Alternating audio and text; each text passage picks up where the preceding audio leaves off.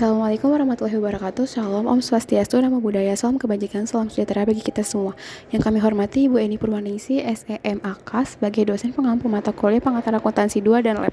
Perkenalkan, kami dari kelompok 1. Pada kesempatan kali ini, kami akan mempresentasikan materi yang berjudul piutang usaha.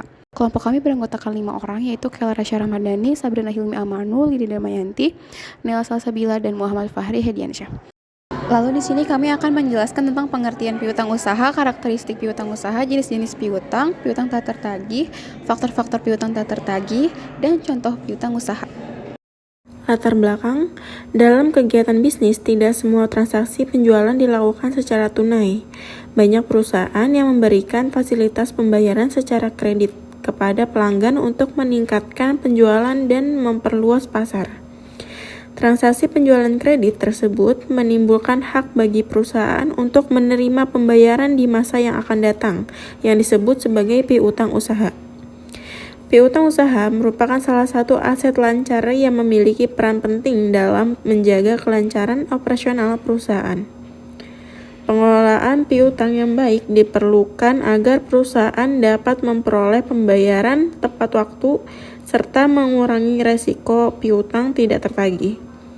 Oleh karena itu, pemahaman mengenai piutang usaha menjadi penting dalam mempelajari akuntansi, terutama terkait pencatatan, pengelolaan, dan pelaporannya dalam laporan keuangan. Selanjutnya di sini ada pengertian piutang usaha. Menurut Warren, pada tahun 2015 yang dikutip dalam jurnal Ria Apriliani pada tahun 2022, piutang usaha merupakan beberapa uang yang diakui terhadap pihak lain yang berasal dari penjualan barang atau jasa secara kredit. Sementara itu, menurut Purwaji, pada tahun 2019, piutang usaha merupakan tagihan yang diberikan kepada pihak lain, baik itu perorang atau badan yang terjadi dalam kegiatan utama perusahaan. Selanjutnya, karakteristik piutang usaha. Menurut Dwi Inggarwati Rahayu 2019, karakteristik piutang usaha ada 4, yaitu adanya nilai jatuh tempo. Nilai jatuh tempo merupakan jumlah uang yang harus dibayarkan oleh debitur pada saat tanggal jatuh tempo. Adanya tanggal jatuh tempo, yakni tenggat waktu bagi pelanggan atau anggota koperasi untuk melunasi kewajibannya sesuai syarat kredit yang telah disepakati. Adanya bunga yang berlaku. Dalam piutang berbunga, kreditur berhak memperoleh tambahan pendapatan berupa bunga sesuai tingkat bunga yang ditetapkan dalam perjanjian kredit. Akun muncul karena penjualan kredit. Piutang muncul karena adanya transaksi penjualan kredit atau pemberian pinjaman kepada pelanggan atau anggota sehingga pembayaran dilakukan di kemudian hari. Menurut Chelsea et al. 2023, piutang dapat dikelompokkan menjadi 3 jenis berdasarkan sumber transaksinya, yaitu 1. Piutang usaha. Piutang usaha adalah piutang yang timbul dari penjualan barang atau jasa secara kredit. Umumnya dapat diterima pelunasan dalam waktu 30 sampai dengan 90 hari. 2. Piutang wesel. Biasanya piutang ini didasarkan pada perjanjian tertulis untuk pembayaran di masa depan. Biasanya umur piutang wesel 60 sampai dengan 120 hari. 3. Piutang lain-lain merupakan piutang selain piutang usaha dan piutang wesel seperti piutang bunga, piutang karyawan, serta piutang dividen. Piutang tak tertagih. Menurut IUR 2023, piutang tertagih atau bad debts adalah piutang yang tidak dapat ditagih kembali oleh perusahaan karena pelanggan atau debitur tidak mampu atau tidak bersedia melunasi kewajibannya meskipun telah dilakukan berbagai upaya penagihan. Piutang tak tertagih merupakan kerugian bagi perusahaan dan harus diakui sebagai beban dalam laporan keuangan. Kehadiran piutang yang tidak tertagih bisa menjadi salah satu penyebab kerugian dalam operasional perusahaan. Faktor-faktor piutang tak tertagih. Yang pertama, faktor internal.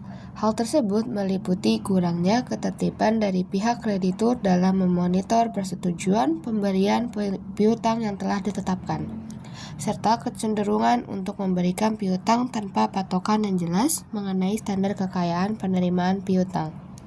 Yang kedua, faktor eksternal.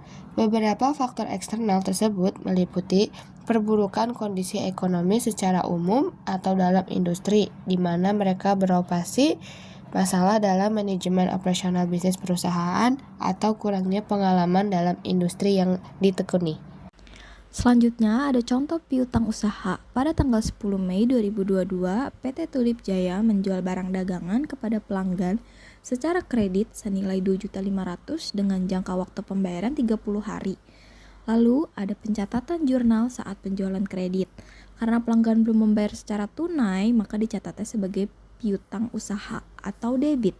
Sedangkan penjualan dicatat di sisi kredit karena perusahaan memperoleh pendapatan. Lalu ada pencatatan saat pelanggan membayar piutang. Pada tanggal 9 Juni 2022, pelanggan melunasi tagihan. Saat pelanggan membayar, perusahaan menerima kas atau debit dan piutang usaha berkurang atau kredit.